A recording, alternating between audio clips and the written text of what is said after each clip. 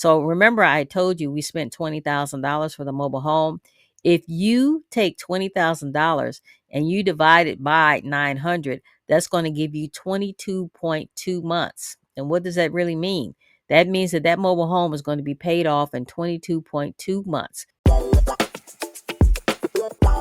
All right, guys, this is Kelly from Hills, Deals, and Wheels Mobile Home Investing Course, and I get this question a lot. Do you prefer buying and holding or fixing and flipping? And guys, if you have been watching us, if you've been watching me and my brother, following us on YouTube and all the other social medias, you will know that we prefer buying and holding. Okay, but buying and holding might not be something that you're interested in. You might want to fix and flip.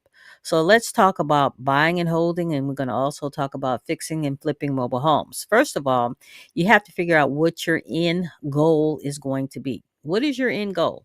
Do you want to buy and hold and just collect income every month, or do you want to fix and flip? You want to fix the mobile home, then turn around and resell it, buy the mobile home lower, and then turn around and sell it higher. You have to figure out what you want to do.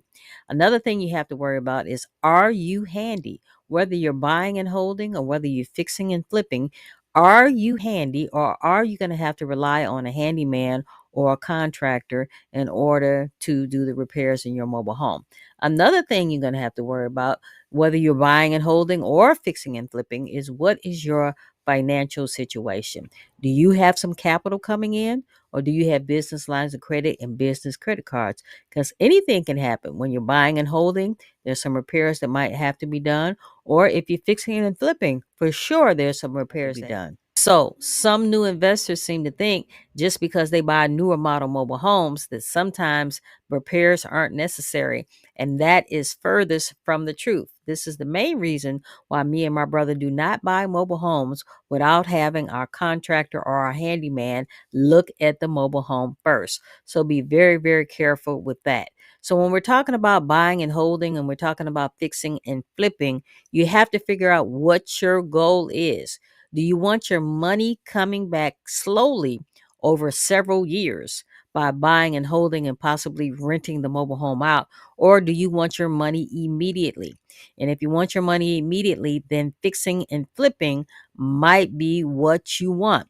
However, just because you fix and flip your mobile home doesn't mean you're going to get all your money back at once. Of course, when you fix and flip, you want to try to find a cash buyer, but sometimes that just does not happen. Sometimes you might just have to be satisfied with getting a large deposit from your end buyer and then getting the rest in payments. So when we're talking about fixing and flipping, if you do not find an end buyer who's going to give you the entire amount in cash when they try to buy your mobile home, instead they want to be on a payment plan, like when we're talking about seller financing, that might affect your next flip. Are you counting on the money from the fix and flip to go ahead and do your second fix and flip? That's another thing you have to worry about when we're talking about fixing and flipping mobile homes. Now, I have said this time and time again, buying and holding and fixing and flipping a mobile home is nothing like dealing with a single family home. And the reason why I said that is because repairs are a whole lot different for a mobile home than they are for a single family home. It's a whole lot cheaper. And this is the reason why we like to mobile home invest. Break out your calculators, because I'm going to explain to you why we like buying and holding our mobile homes. Now, as of to date, we have never spent any more than $20,000 for any mobile home. And let's just say hypothetically, the mobile home rents out for $1,600 and the lot rent is another $700. So $700 is going to go to the park, and $900 of that $1,600 is going to go in our pocket. So every month in our pockets is $900.